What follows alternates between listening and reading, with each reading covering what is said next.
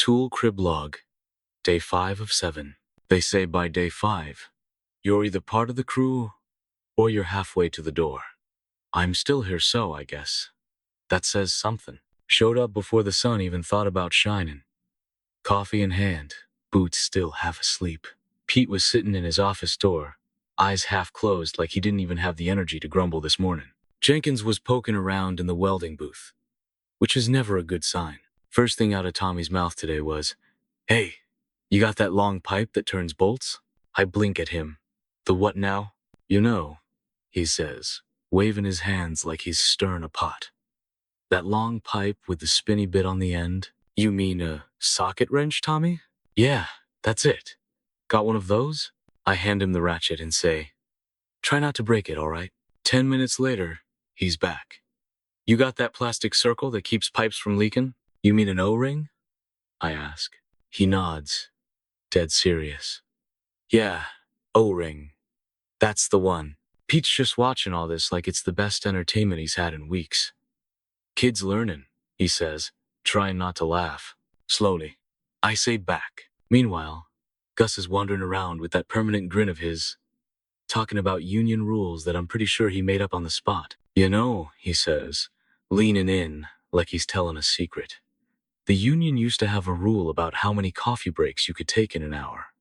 Back in the day, you'd get 2 every half hour. Fails. Fail." Jenkins looks up, all wide-eyed. "Really? 2 breaks every half hour?" Gus nods, dead serious. "Oh yeah, but only if you shared your coffee with a steward. Otherwise, you're breaking the rules." Pete just groans. "Gus, you're full of it." "Maybe," Gus says, "but it kept us busy." By mid-morning, Jenkins decides he's going to be a welder today. He's in the booth, gear on backwards, holding the stinger like it's a magic wand. I wander over and say, "Jenkins, you ever done this before?" "Couple times," he says, real casual. "How hard can it be?" Pete just sighs. "Go on, let him at it. He'll figure it out one way or another." 15 minutes later, we got sparks flying everywhere, Jenkins swearing like a sailor, and a piece of scrap metal that looks like modern art. Pete just rubs his temples. "Kid's gonna set the shop on fire one day." Gus just chuckles. "Back in my day, we welded with coat hangers and prayers." "Bet that worked great," I say.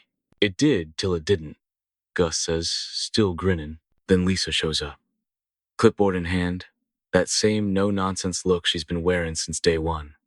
"All right, listen up," she says, like she's talking to a classroom full of kids. "Today's safety topic is not fallin." I raise an eyebrow. "Not fallin?" "That's right," she says, all serious. "You gotta be aware of your surroundings. Don't trip over stuff. Don't climb on things that aren't meant to be climbed on." Jenkins looks up from his welding disaster. "Like ladders?" "Yes," Lisa says. "And shelves, and toolboxes, and other elevated surfaces." Tommy pipes up. "What about standing on a bucket?" Lisa glares at him. "Buckets are not for standing on, Tommy." "Got it," he says, nodding like he just learned the secret to life. Lisa keeps going, talking about safe work practices and mindfulness, but none of it's sticking.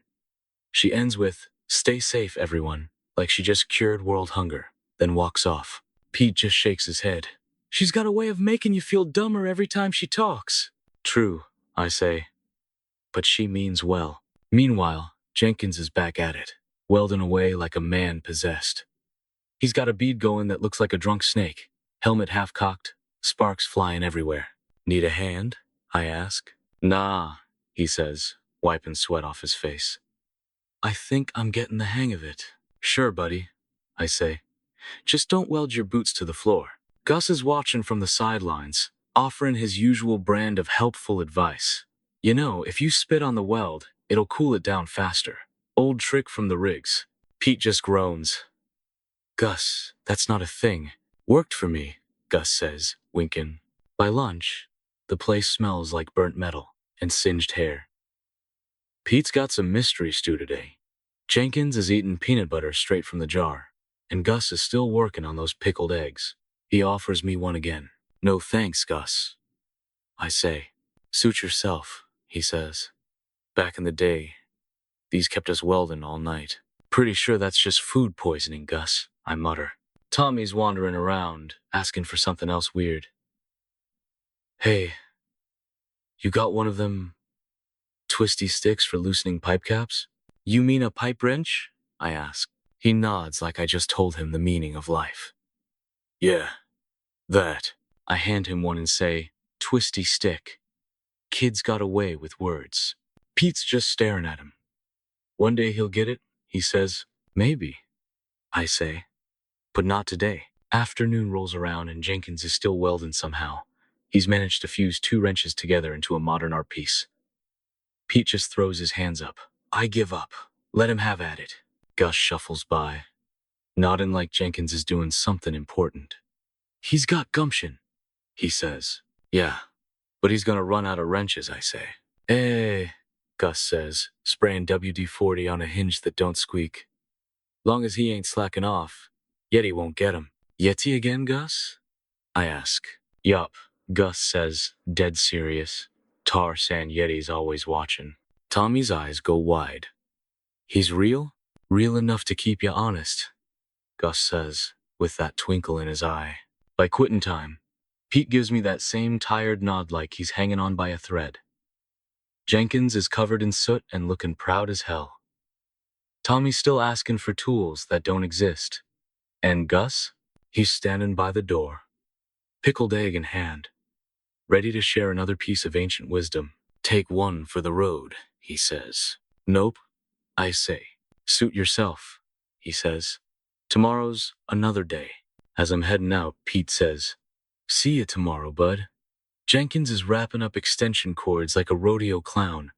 Tommy's asking for a right-handed hammer, and Gus is already telling Jenkins how to weld with bacon grease. Day 5 in the crib, no fires, no stitches, and only a few new dents in the floor. That's a win in my book. I'm not saying I'm impressed, but I'm starting to think this might just be the best gig I've had.